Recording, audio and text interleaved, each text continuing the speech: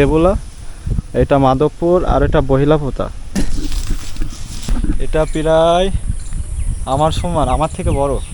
Hello বন্ধুরা, আশা করি সবাই ভালো আছেন।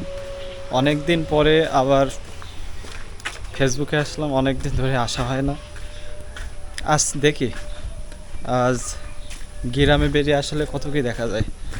এটা হচ্ছে আমাদের বাড়ি, এটা আমাদের বাড়ি, আর এই হচ্ছে আমাদের পাড়া প্রতিবেশী। আর মানে এই ফুলটা অনেক সুন্দর, আমাদের বাড়ির এই পাশটা খুবই ভালো লাগে আমার কাছে। আজকে যাবো হচ্ছে আমাদের ধানের ভুঁইতে। ধান তো এখন না, এখন আস্তে আস্তে ধনচা। এখন দেখে আসি কত বড় হয়েছে। সবাই সাথে থাকবেন, আশা করি ভালো লাগবে সবার। হচ্ছে আমাদের বাওর, আর আমি যেখানে আছি এটা খরিঞ্চা, এইটা হচ্ছে দেবুলা, এটা মাধবপুর, আর এটা বহিলাপোতা।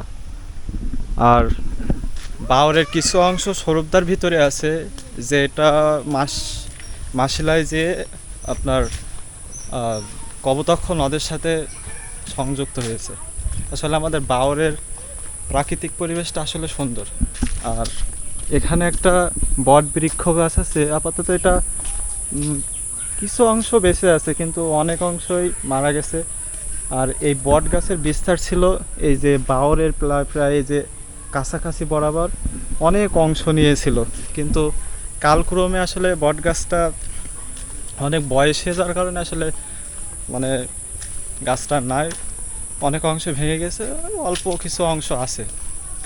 আমার দাদু প্রায় 35 বছর আগে মারা গেছে, কিন্তু সেও এই বট গাছটা এসে দেখেছে, কিন্তু কেউ বলতে পারে না আসলে যে বট গাছের বয়স কত।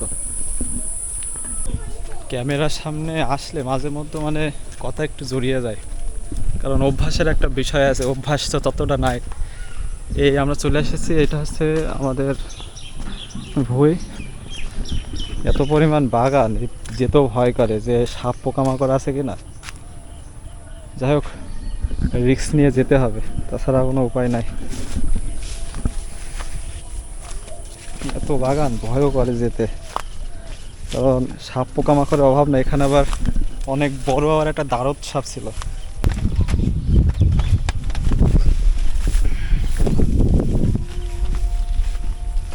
এইটা হচ্ছে আমাদের ধনচা বাগান।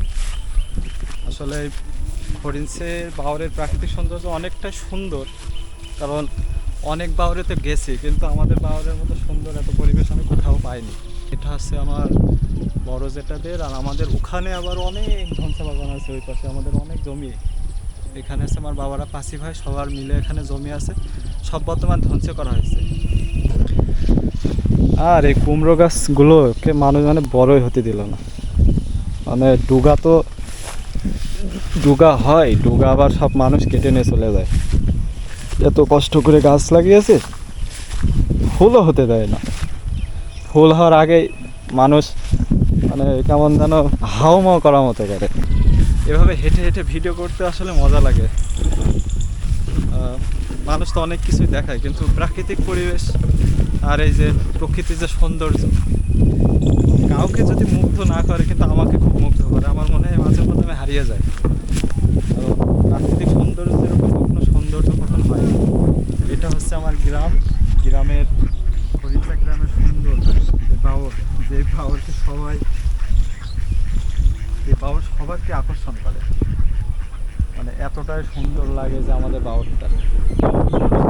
আর আপনাদের আমি এটাই দেখাতে চেয়েছিলাম, আমাদের ধনচা অনেক বড় হয়ে গেছে, সেই কারণে আসা। কারণ অনেক ছাগল আমাদের এই ধনচায় এত পরিমাণ অ্যাটাক করে, যার কারণে আমাদের এই ধনচা প্রতিবার প্রায় 50% আমরা পাই না।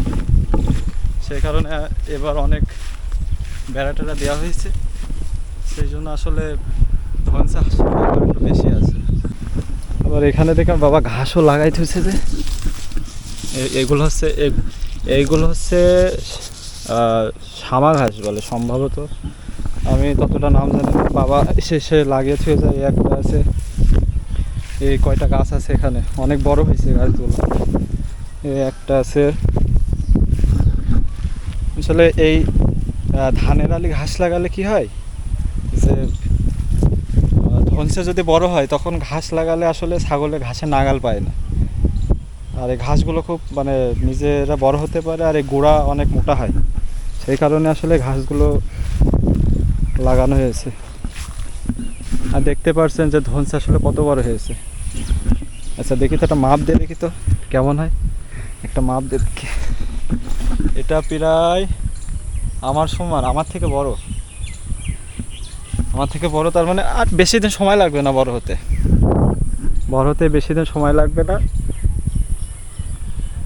দেখতে পাচ্ছেন সব ধনসার ধনসা, ওপারে অনেক ধনসে বাগান, অনেক প্রচুর পরিমাণ। আর এটাই দেখানোর জন্য আসলে আমার আশা এখানে। সবাইকে ধন্যবাদ, সবাই আমার সাথে থাকবেন। আমি মানে রেগুলার ভিডিও আসলে আনি না, পড়ালেখা করতে করতে ভিডিও করা হয় না। তো সবাইকে ধন্যবাদ, থ্যাংক ইউ সো মাচ আমার ভিডিওটা দেখার জন্য। আর আপনারা আমার সাথে থাকবেন, আশা করি আপনাদের অনেক প্রাকৃতিক সৌন্দর্য আপনাদের মাধ্যমে আমি প্রেজেন্ট করব। Thank you so much, bye by.